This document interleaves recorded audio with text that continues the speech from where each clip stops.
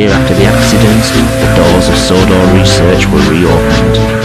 In an open invitation to the people of the island, Thomas rolled out of Shed 17. It took me a moment to realise what it was I was looking at. They looked at me and said, Hiya, Mr. Hartwig. it dawned on me what Hans Goetz and his dad had done. One woman passed out as Thomas smiled at us. I had to run off around the side of the shed.